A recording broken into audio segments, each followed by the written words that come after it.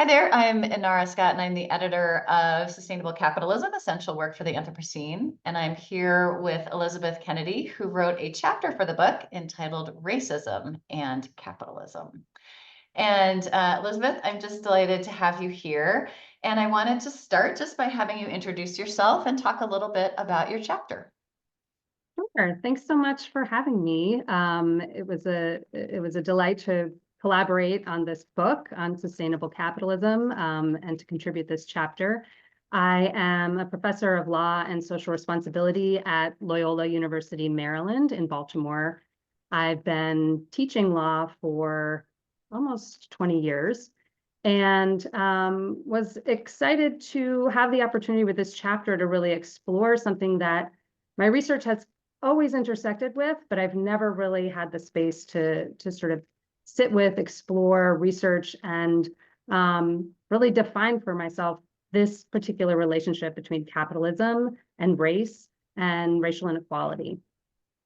That's great. And so why did you want to write this chapter? And what do you think is important about it?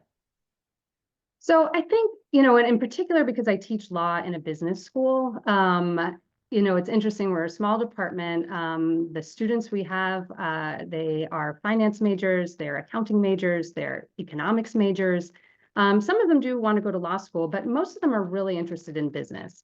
And what I found over probably the first 15 years of teaching was that, the concept of racial discrimination or the concept of racism and the history of the institution of slavery were all seen as subjects worthy of investigation and understanding, of course, but topics that really existed outside of the School of Business.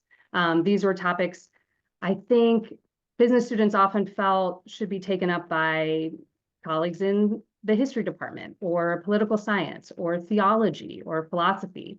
But it was never really viewed, the history of racism and the history of slavery was never really seen as something central to the history of a topic that is very seen as core to business education and the history of business in America, which is capitalism.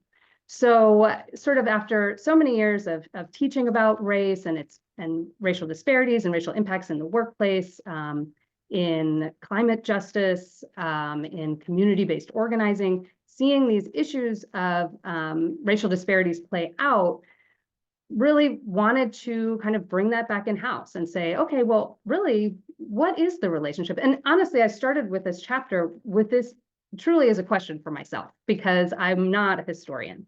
And as much as I have looked at racial injustice and the institution of slavery, I have not been a historian of that. And as much as I have looked at the ways in which our system of capitalism has produced inequities, racial and otherwise, in US history, I've also not been a historian of capitalism or really a student of the economic system of capitalism. So with this chapter, I was able to really kind of look at these two things together and kind of respond to the Malcolm X, contention that there cannot be such a thing. There would be no racism without capitalism or capitalism without racism. And so really wanted to see, are these two systems really intertwined inextricably? Is one an aberration or a departure from what are the true core values of an economic system, or is it really part and parcel of one another? So now we're all kind of hanging on the edge of our seat, and you're welcome to leave us on a cliffhanger and have us read your chapter. But so I'll just ask this question instead, which is, what is the one main thing that you would like a reader or a student to take away from your chapter?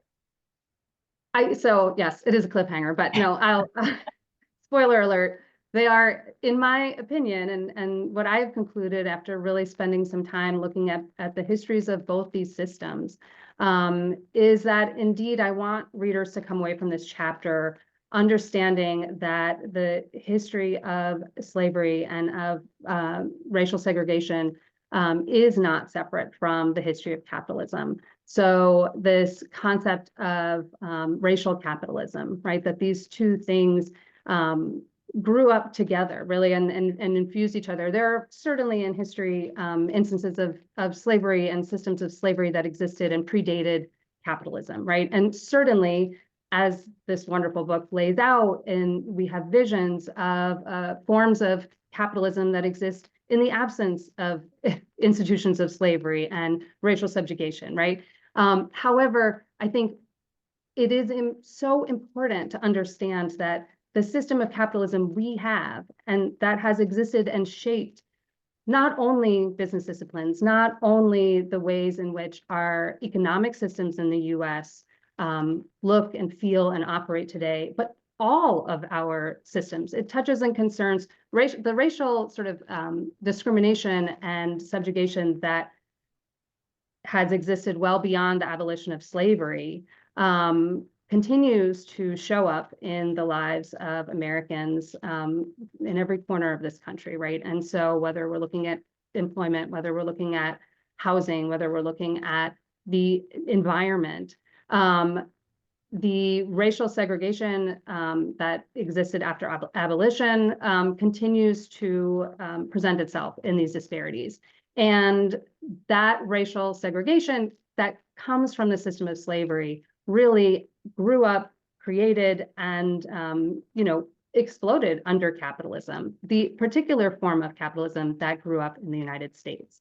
And so I think it's just so important to understand the ways in which those two depended on one another for us to move forward now and thinking about how to unwind them. Because when we think about, and as so many of the authors in this book really again envision ways in which we could create a more sustainable, a more equitable, a more just form of capitalism. If we're going to do that, not only do we need to come up with, as I mentioned at the end, like the sort of technologies that will fuel a more sustainable economy, but we need to also unwind the tight grip of continued racial inequity that persists from the system of capitalism that developed with the assistance of and in collaboration with the institution of slavery. Thank you so much. That hopefully will get a lot of people thinking and reading and picking up your chapter and asking themselves what they see there, and hopefully leaning in with a lot of curiosity and a lot of interest to try to figure out how do we do that and how do we create a more sustainable capitalism. Thank you very much. Thank you for your work and thank you for your time today. Really appreciate it. Thank you so much. This is great. Okay, we'll talk to you later. Okay. Bye-bye. All right. Bye.